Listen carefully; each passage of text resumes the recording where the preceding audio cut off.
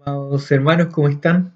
Espero que el Señor permita que cada día que pasa en este tiempo podamos ir creciendo en Él, creciendo en conocimiento, pero también transformando ese conocimiento en una experiencia. Eh, y yo creo que el devocional de hoy, la palabra que el Señor nos pueda entregar hoy día, también está muy relacionado a eso, a la experiencia que nosotros vayamos teniendo con el Señor. Ojo con eso porque digo experiencia y podría yo pensar en una experiencia a nivel personal, pero también una experiencia como iglesia, como cuerpo. Así que vamos a compartir hoy día un trozo de la palabra del Señor nuevamente. Yo estoy gozoso, estoy muy contento por lo que el Señor está haciendo, por lo que el Señor va a continuar obrando en medio nuestro. La verdad que cada vez que pienso un poquito en el alcance y la extensión que esto puede tener, más allá, insisto, más allá de, de las angustias, de las preocupaciones, de los peligros que podamos correr. Lo digo pensando en nuestros hermanos que probablemente están eh, como por ejemplo, eh, sí, en medio de lo que es atender a personas en este momento, ¿cierto? Pienso en nuestros hermanos médicos, en nuestros hermanos que tienen profesiones también como enfermeros, ¿cierto? Enfermeras que están en este momento trabajando directamente con personas, por ejemplo, paramédicos, etcétera. Insisto, personal en general que atiende en el área de salud, así como también personas que están entregando algún tipo de servicio también en este tiempo a la comunidad. Así que independiente de eso, que no deja de ser importante, creo y tengo plena certeza de que el Señor va y está ya, perdón, trabajando en cada uno de nosotros. Oremos al Señor y vamos rápidamente a ver aquello que quiero compartirles hoy día, aparte, desde luego, del Señor. Oremos. Señor, te damos gracias en esta tarde por tu infinita misericordia, por tu infinita bondad, Señor, y porque sin lugar a duda tú llenas nuestro corazón, Señor, de esa paz, llenas nuestro corazón, Señor, de ese gozo también como lo hemos estudiado, Señor, en otros devocionales, y que sabemos que no tiene que ver con nosotros, sino que es por los méritos de Cristo que nosotros podemos vivir, Señor, este tiempo tan difícil, tan complejo, aún pensando, Señor, en que hay esperanza. Y esa esperanza, insisto, no viene de nosotros, no viene, Señor, de la seguridad que acá en la tierra podemos tener, sino que viene de que nosotros hemos puesto e intentamos cada día poner, Señor, nuestra mirada en ti. Ayúdanos a que esto sea una realidad cada día. Ayúdanos a no desfallecer. Ayúdanos, Señor, a no vacilar en nuestro pensamiento, Señor, enfocado hacia ti. Al contrario, permítenos estar firmes en la roca que es Cristo, porque desde ahí, Señor, estoy seguro que no podemos ser votados, Señor. Gracias. Gracias, Señor, por tu iglesia. Bendice a cada hermana, a cada hermano, Señor, a cada niño, a cada adolescente, Señor, incluso a cada anciano, Padre. Insisto, como siempre digo, desde el menor hasta el mayor, Señor, que pueda escuchar esta palabra, Señor, que tú entregues a la vida de cada uno, Señor, lo que corresponda. Gracias por todo. En el nombre de Jesucristo, nuestro Señor y Salvador, oramos. Amén. Hay una historia que está en el Antiguo Testamento en este caso, y que la cuenta el profeta Esdras. Es una historia maravillosa, en realidad, en la que Esdras eh, se encarga, en cierto modo, de relatar parte del regreso de los judíos desde el cautiverio en Babilonia a, obviamente, la tierra que es de la que fueron sacadas. Entonces, en este contexto, evidentemente, digo también, este libro, el libro de Esdras, junto al libro de Esther y junto al Pentateuco, son, por nombrar algunos, son parte de los libros históricos en este caso que para el judío son relevantes porque tienen estas historias, valga la redundancia, ¿cierto?, que permiten comprender y entender un poco el bagaje y los hechos que ocurrieron en el pueblo de Israel, en este caso. Hablo del pueblo judío. Así que En ese contexto o con esta información es que yo quiero contarles algo que a mí me parece muy importante en este tiempo y que creo que puede ser de provecho para cada uno de nosotros. Bueno, esto que acabo de decir debe ser complementado quizás mencionando que en algún momento los judíos fueron llevados cautivos a Babilonia, ¿cierto? Pasaron muchos años allá y llega un momento en el que en el reinado del rey Artajerjes, así se llama, genial el nombre, ¿no? Artajerjes, eh, hijo del rey Jerjes también, ¿cierto? Eh, Esdras es una persona prominente dentro del reino, en este caso de este rey. Ocurre que existe este reinado, insisto, Artajerjes, y Esdras es una persona que cumple un rol prominente aparentemente dentro de este reinado. Incluso la historia, y insisto, si uno estudia un poco, aparece que Esdras era una persona muy instruida, era en este caso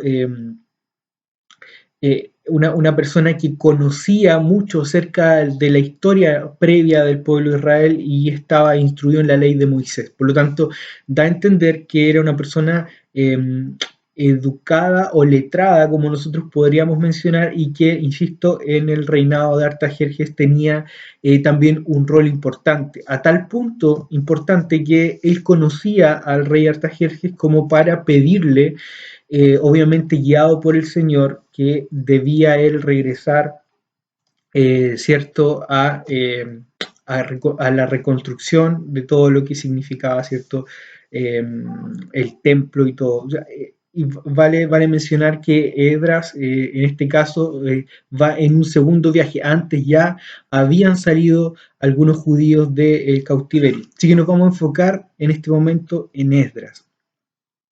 Resulta que en el reinado de Artajerjes ocurre, como ya les había mencionado, este viaje, esta historia que yo hoy día quiero, esta parte de la historia que hoy día quiero comentarles.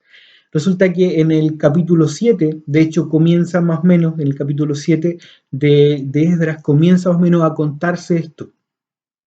Básicamente, Esdras necesitaba imagínense como una especie de pasaporte para que muchos judíos puedan, en este caso, salir del exilio de Babilonia y la mano del Señor estaba sobre Esdras y permite que ese rey, un rey que probablemente también tenía esta sensibilidad de escuchar a Dios de una forma que evidentemente ahora no vamos a estudiar, pero sí podríamos nosotros entender que Él usa también la vida de este rey, a pesar de que uno podría pensar, ¿cierto?, que no era uno de los reyes, por ejemplo, de Israel, que lo seguía a Él, pero sí el Señor usa la vida de este rey para permitir que parte de su pueblo vuelva. Entonces, ¿qué pasa? En el capítulo 8 ahora, ahí nos vamos a enfocar, está Esdras, y Esdras comienza en este caso a reunir a los judíos que van a viajar con él. Esto es importantísimo. Resulta que él reúne a parte de este pueblo, parte de los judíos, pero él los llama. Es como que dice, básicamente, va a pasar esto, voy en este viaje con este propósito ¿cierto?, de llegar a la tierra, en este caso que es de ellos, y vengan los que quieran. Es como más o menos eso, vamos, vengan los que quieran. Era un viaje aproximadamente de 1400 kilómetros, le iba a tomar como 4 meses más o menos a ese pueblo caminar y llegar, ¿cierto?, hasta donde ellos debían llegar. Y resulta que en el capítulo, perdón, en el verso 15 del capítulo 8, Esdras se da cuenta de algo muy, muy importante. Y aquí nos vamos a ir enfocando ya en lo central. Él se da cuenta de que faltaban levitas.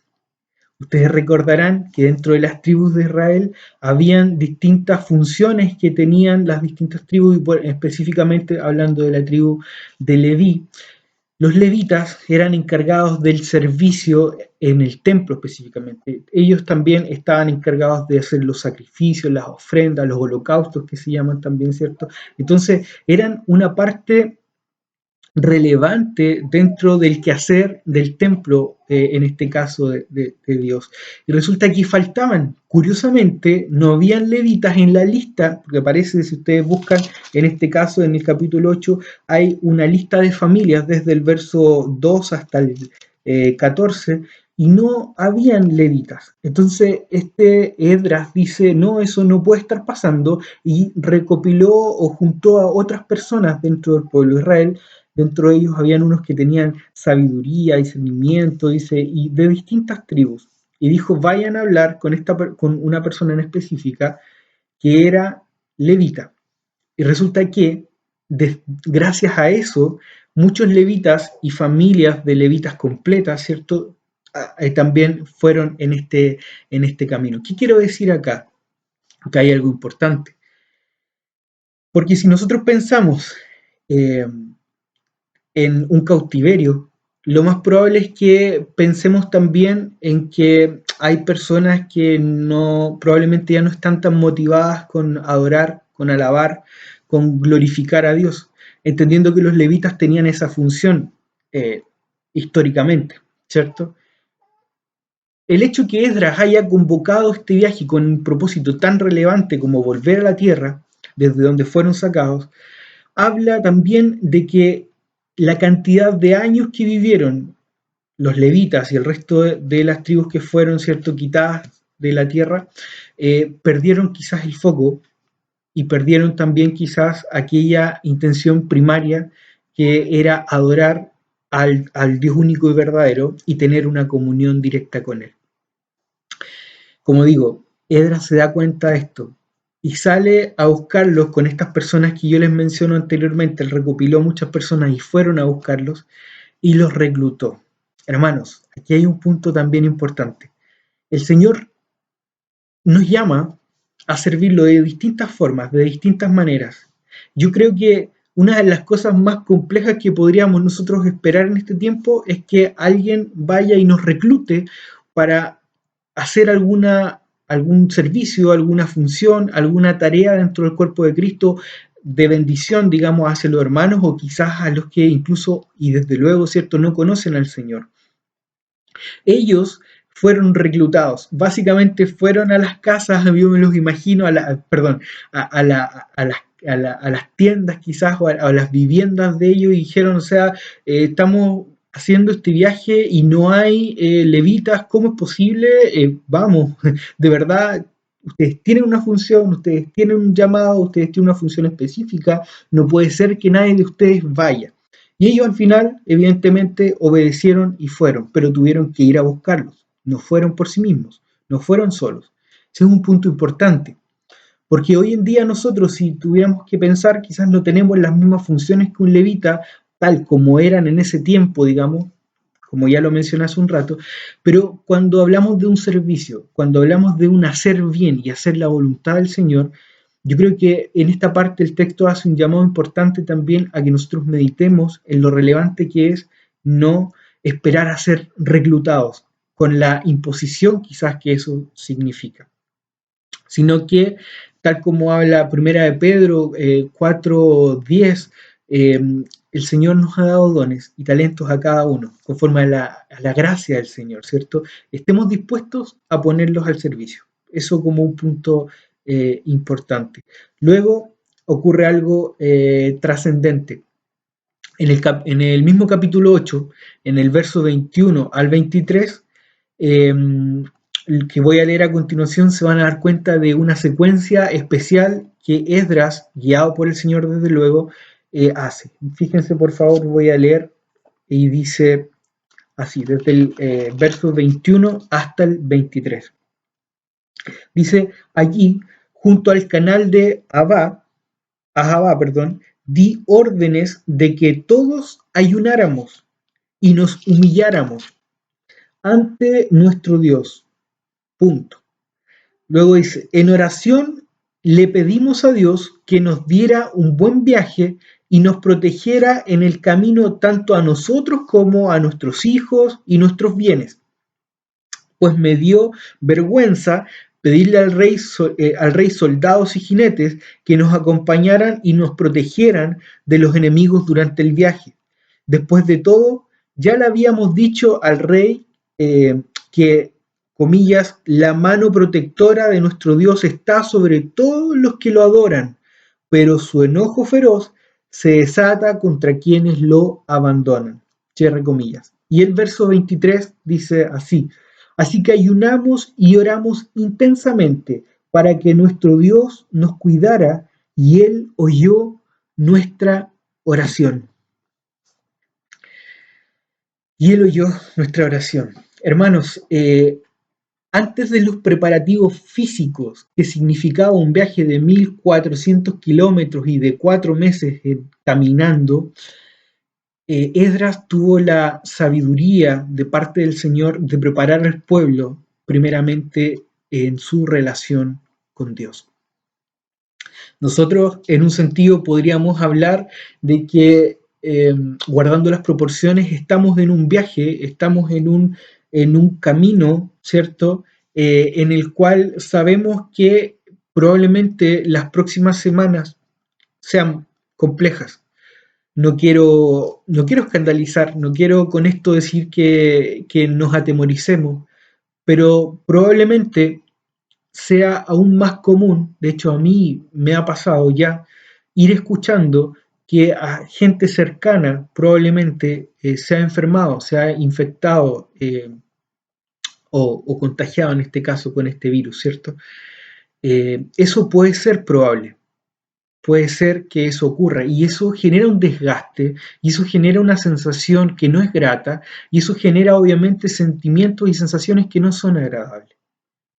Bueno, el hecho que nosotros como iglesia hayamos una vez más decidido ayunar, bueno, orar, cadena de oración, ¿cierto? Mañana y al mismo tiempo agregar ayuno, tiene un propósito también.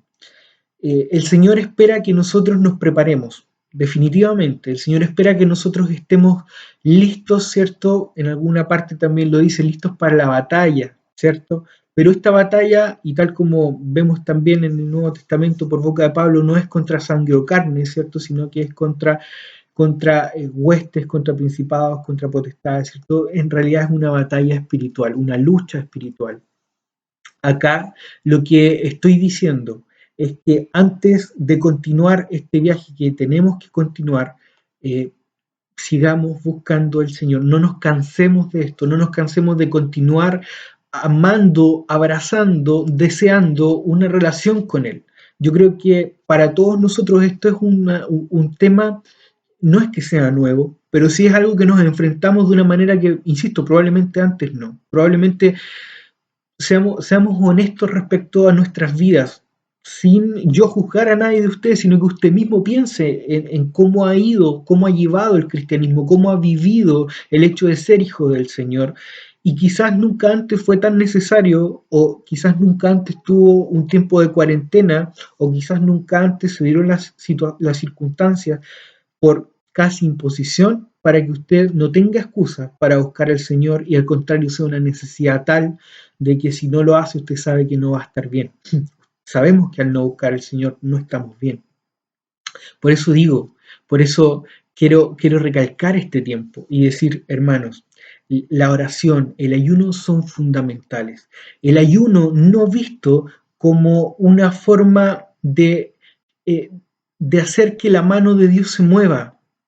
No lo veamos como voy a ayunar para obtener algo. No veamos el ayuno como una llave que probablemente nos va a entregar algo de parte de Dios, sino que yo los invito a tomar el ejemplo de los levitas.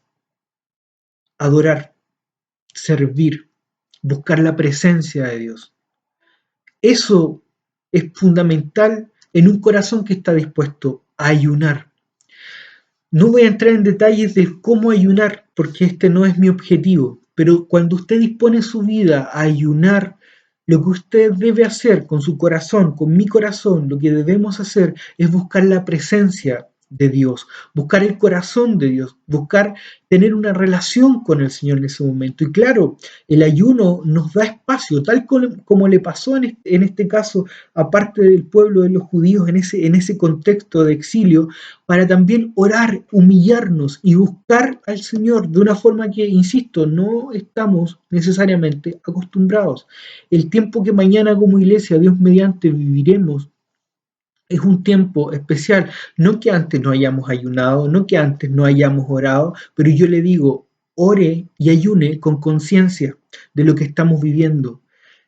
Ayunemos con la intención de buscar el rostro del Señor. Oremos con la intención de clamar, de postrar nuestra vida delante del Señor. No pidamos egoístamente, pidamos qué es lo que el Señor quiere.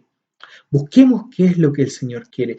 De la misma forma que hizo, en este caso, Esdras, sin lugar a duda, no podemos dejar de pedir. ¿Cómo, cierto? Si también cuando nosotros oramos, pedimos, clamamos al Señor.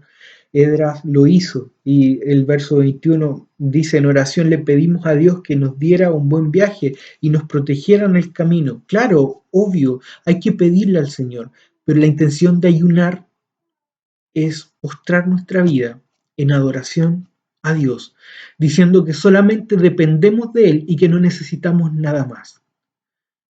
Si no entendemos esto básico al momento de ayunar, probablemente ayunemos creyendo que el ayuno es lo que nos va a permitir obtener algo de Dios. Y eso, hermanos, no es el motivo principal. Si al buscar al Señor, Él nos bendice, gloria al Señor. Pero si solamente nuestro corazón, nuestra vida debe rendirse a Él, eso ya es suficiente. Eso ya es suficiente en adoración a nuestro Señor. Por eso, mañana, cuando ayunemos, hagámoslo confiado en que estamos buscando el rostro de Dios. Hagámoslo confiado en que necesitamos continuar conectados a Él y buscarle en esencia, buscarle en espíritu y en verdad, como también dice su palabra. Por eso adoremos al Señor mediante este ayuno y no dejemos de clamar al Señor en este tiempo en el cual evidentemente no es fácil. Hermanos, oremos y ya estamos finalizando. Gracias, Señor, te damos por tu palabra. Gracias, Señor, porque nos muestras cómo quizás emprender viajes complejos, Señor, viajes largos, viajes con peligros, Señor.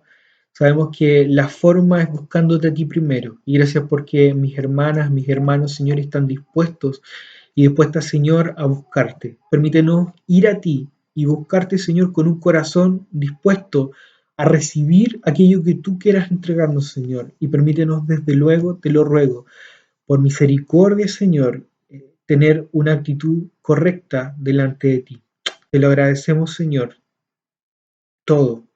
Te agradecemos este tiempo, agradecemos lo que tú nos estás permitiendo vivir y agradecemos, Señor, por sobre todo lo que tú harás en medio nuestro, Señor, y con nosotros, Señor, sin lugar a duda, con nosotros. Úsanos, Señor. Te pido también, úsanos, Señor, usa nuestras vidas, úsanos, Señor, desde el más pequeño al mayor, Señor, con todo lo que tú nos has dado para hacer, Señor. Úsanos. Permite que nuestros dones, Señor, que nuestros talentos sean en este tiempo, Señor, una ofrenda a ti, Padre, una ofrenda a ti, que tal como dice tu palabra, todo lo que hagamos, lo hagamos, Señor, como para ti. En el nombre de Jesús, Señor, te adoramos y te alabamos, Señor, en esta hora. Amén. Hermanos, nos vemos pronto. Que el Señor les bendiga y nos vemos, sí, mañana oración y ayuno. Ahí estamos, ¿cierto? Mi hermano Mauricio tiene la predicación y también será compartida para todos nosotros. Que el Señor les bendiga.